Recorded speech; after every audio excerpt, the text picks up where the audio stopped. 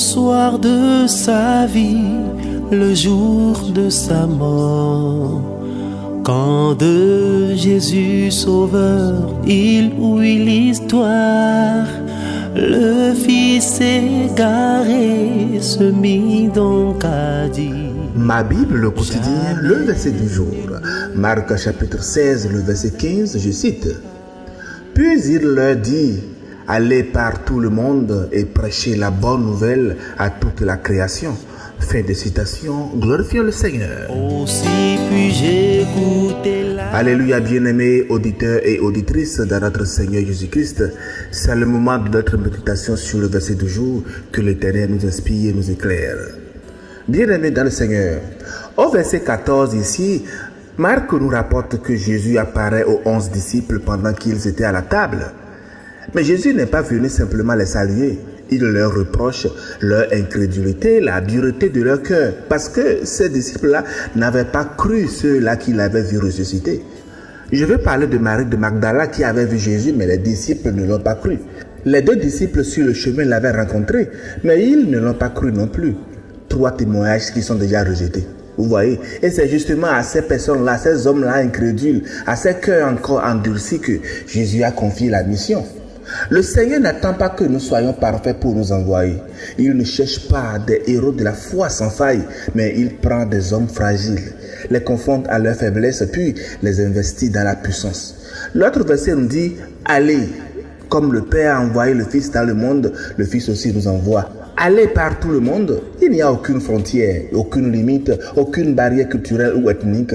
Mais rappelons-nous bien que ici, Jésus s'adressait à des Galiléens, des hommes d'une petite province. Et Jésus leur dit, le monde entier est votre champ de mission. Et lorsqu'on lit bien Matthieu 28, verset 19, le même commandement a précisé, faites de toutes les nations des disciples. Dans notre verset, Marc, lui, il a insisté sur l'universalité du message, mais Matthieu sur la formation des disciples. Mais les deux se complètent en fait.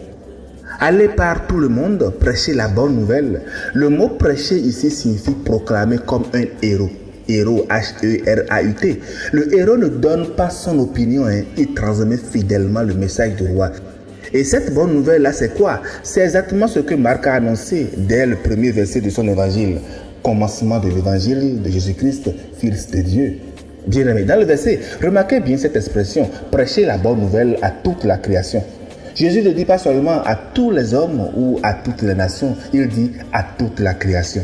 Cette bonne nouvelle du royaume-là, bien-aimé, sera prêchée dans le monde entier pour servir de témoignage à toutes les nations. Est-ce que nous le faisons aujourd'hui? Bien-aimés dans le Seigneur, prêcher la bonne nouvelle, ce n'est pas imposer la foi par la pression ou la manipulation. Ce n'est pas culpabiliser ceux-là qui ne croient pas encore. Le verset 16 qui suit immédiatement notre verset du jour nous rappelle, celui qui croira et qui sera baptisé sera sauvé, mais celui qui ne croira pas sera condamné.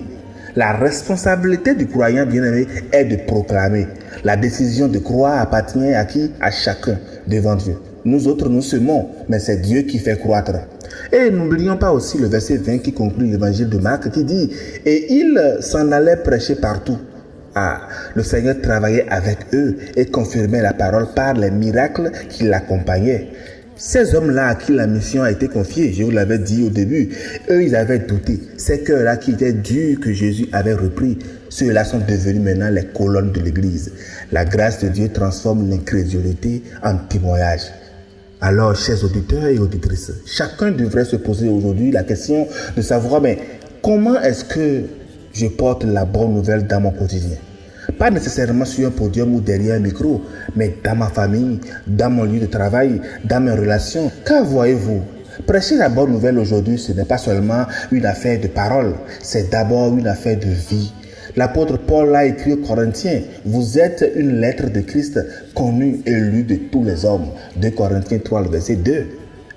Avant même que nous ouvrions la bouche, notre comportement parle, notre manière de traiter notre prochain, notre intégrité dans les affaires, notre patience dans l'épreuve, notre douceur face à l'offense, tout cela est une prédication silencieuse mais très puissante. On éduque davantage aujourd'hui par ce que l'on est plutôt que ce que l'on dit. Un sermon, une prédication, ce message que je fais, ça peut s'oublier. Mais un acte de compassion sincère marque une vie. Et Jésus lui-même nous le confirme dans Matthieu 5, le verset 16. Que votre lumière luise ainsi devant les hommes afin qu'ils voient vos bonnes œuvres et qu'ils glorifient votre Père qui est dans les cieux. Remarquez bien l'ordre. Les hommes voient d'abord et ensuite ils glorifient Dieu. C'est notre conduite, bien-aimés, qui les attire vers le Père. Et c'est cette assurance paisible-là, cette discipline de vie que nous avons, cette manière d'être alignés avec le Christ qui interpelle ceux qui nous entourent et qui les pousse bien sûr à chercher la source de ce qu'ils observent en nous. Quelque chose qui les attire et qu'ils se disent: je veux connaître le Dieu qui produit cela en eux. Le verset nous dit: allez par tout le monde. Ce aller-là du Christ s'adresse à chacun de nous, là où nous sommes. Et nous n'allons pas seuls. Le Seigneur, je vous dis, travaille avec tout un chacun de nous. Bonne méditation et excellente fin de semaine à toutes et à tous, dans la grâce de notre Seigneur Jésus-Christ. Alléluia chez vous.